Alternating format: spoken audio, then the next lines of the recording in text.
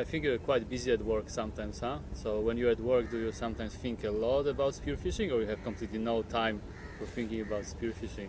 Not so much time for spearfishing. It's purely at work, focus on work, and then work hard during the week.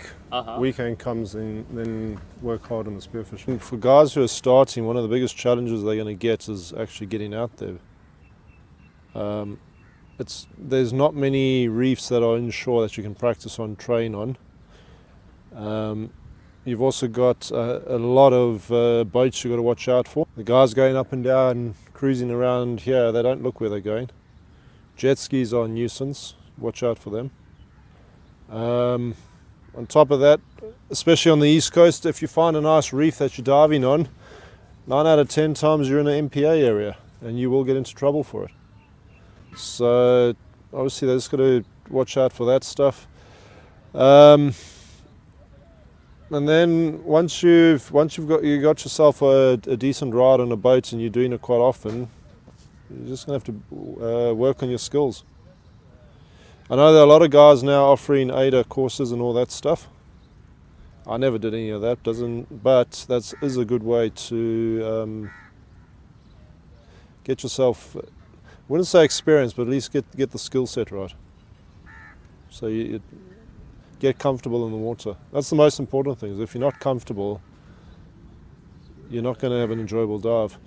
And when things are right, it's amazing. I mean, you sit down there. You don't need. It's not always about going down and shooting the fish. A lot of times we just go down. Robert said it in his interview. Sometimes you just sit there with the shoal of what I call the greedy guts, the barracuda, milling around you, and you just sit there and wait and watch and observe. When the visitor's nice, it's really nice to see what swims around out here. Have you ever been to any recently dangerous situations? Dangerous situations, yeah. Watch out for the Iranians. Watch out for the Iranians. Iranians. Okay. No. Every now and then Coast Guard will stop us and they don't tell us why, but there is obviously tensions over here, so just be aware of what's going on around you. No, I mean the seas here are relatively safe in terms of boating and all that stuff. You can plan very easily to dive on non-riptide currents. If you know where you're going and you look at the tidal chart, because all the currents over here is purely tidal. You can plan to have an easy day's diving, or you don't plan and you'll see a lot of guys there fighting current, which can make a pleasant day very unpleasant. You tire yourself out. Be respectful for the local authorities when they come past and they ask you questions. That's pretty much the basics here. Don't use scuba tanks and spearfish. Doesn't mean don't go scuba diving. We do a lot of that. There's great dive sites here. I haven't been upset a lot over here. South Africa, totally different story. But over here, I mean, the last time I got upset diving was when the guy in the water with me thought it'd be a good idea to do a double shot when he wasn't asked to do it. You don't shoot someone else's fish if he's not asking you to do it. Said individual knows who he is, and he probably won't do it anytime soon again. No, people shooting at each other. Luckily, I haven't had that problem with anyone I'm dived with here, even though we do a lot of diving in dodgy water. If the viz is bad, we generally tell the guys, look, just be aware who's up and who's down. Try not have 2 or 3 guys go down at the same time if there's bad viz. Mind you, the viz is so bad here, 9 out of 10 times if someone does shoot at you and it goes past by a few feet, you'll probably be none the wiser. Yeah, Robert was saying that you're pretty good and very good in actually dodgy water, as you said. So what do you think? Why you might have this good skill? Because you traveled the world maybe and you've seen many different waters, or? No, and look, you develop a fish sense. Don't ask me why, you just get the feeling to look left or look right because there's something happening and the fish is there. South Africa, we did a lot of diving in dirty water. Again, just because we were diving every day. We dove in ridiculous conditions. We'd swim through 8-9 meters seas to go catch fish and crayfish. Big ground swell. We don't have any of that sort of stuff to deal with over here. And yeah, it's easier to shoot fish in dirty water than in crystal clean water as well. People forget that. If you see the fish, it's in range. Whereas if it's crystal clean, you see the fish, he's over there 20 meters away. So obviously within reason. We also have a phenomenon here which is December, January, you get a plankton bloom. This year wasn't as bad as it normally is. This is on this side, not in Fujairah. I hardly dive Fujairah side. Where it's not uncommon that from surface to bottom you've only got 30 centimeters viz. We've done trips where we've gone, you go out and you do bounce dive on 6 or 7 sites within an hour, and it's like we're wasting our time. Guys are swimming into the sand because you just can't see what's coming. It's so bad. March is coming. That's the good visibility water now. It came early this year, so 2 weekends ago we had 30 meters viz, which was great. Basically, what do you suggest? Do you mostly go morning time or evening time or sunset time? Morning, maybe, early morning. So that's the best for you and for the fish that you're looking for? It's the convenient time, not necessarily the best time. Sunset is really good, but at the moment we can't exactly come back in the dark as well. We're not supposed to, at least. Can suggest somebody that I should interview, or maybe somebody who you think that is kind of specialized or it's above average from people actually that you've met here? There's a couple of guys who are really good who have left. You've got Sid, I don't know if you've met him, from the freediver. You've got Daita, he's a South African guy.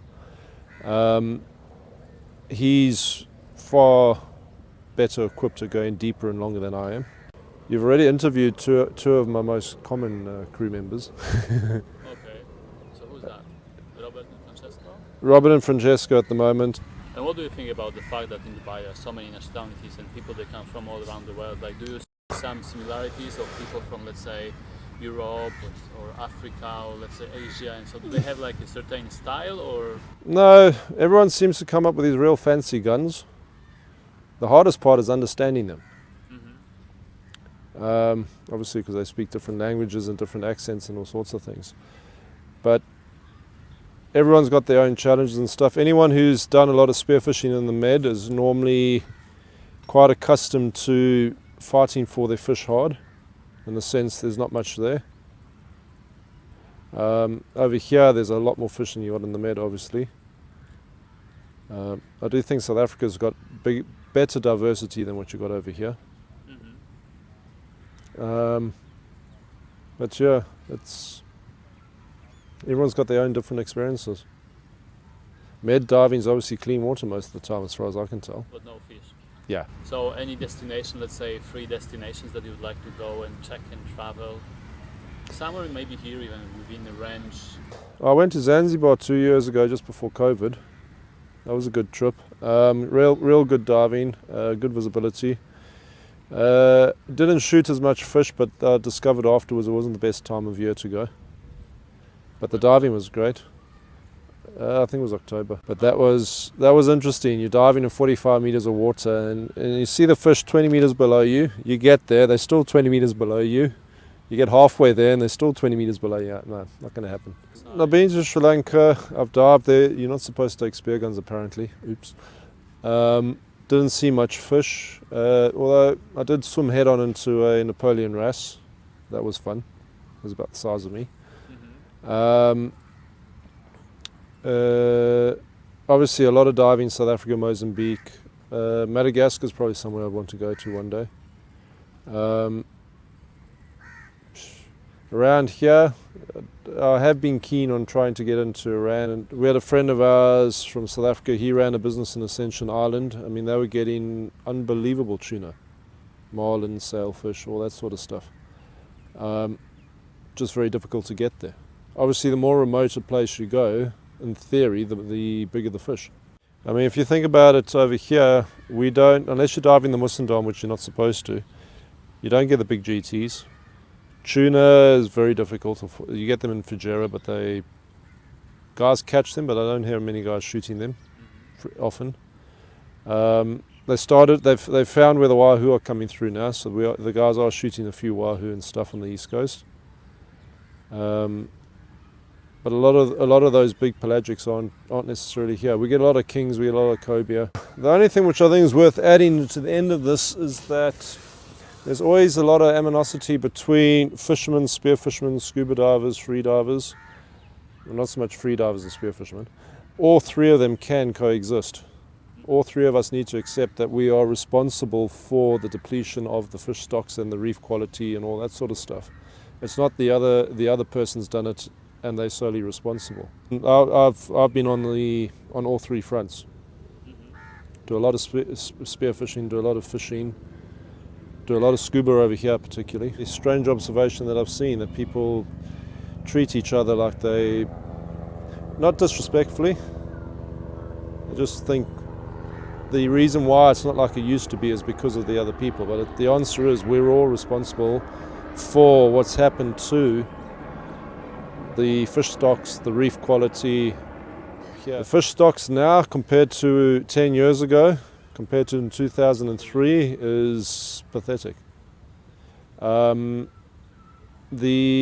UAE government in Abu Dhabi, they've realised it, and they're putting regulations in. I think it was last year or the year before, they stopped using nets and gargoules down there. It'd be good if that filters through the rest of the Emirates. Again, whether it's commercial fishing or recreational fishing, so long as you do it sustainably, it shouldn't be a problem. One of the biggest improvements I saw here recently was when they stopped sherry and Safi, I think it was. Before they did that, we'd never see juvenile sherry. Now, you go down, the ocean floor is carpeted with thousands of little sherry this big. And it's amazing just to see that. And that only took a year or two to flip around after they put that regulation in place. And people, not so much now, but in a couple of years' time, will benefit from it because the population will recover. They do recover quickly if they get given the chance. And that all comes down to awareness. Understanding when it is a good time and a bad time to do it, and give them the fighting chance to come back. Don't go and shoot 27 jesh on every trip and have 10 oaks on the boat doing that. It's not. That's not sustainable. How do you limit yourself? Do you limit yourself, or you want to get one bigger fish? Or I prefer targeting the bigger stuff to get the fight. It depends. On some days you don't want to pull the trigger, on other days you take a few more than you should. I've been on the side where you're doing it semi-commercially to make money out of it, and now I'm sitting there saying, well, I don't need to, so enjoy it rather.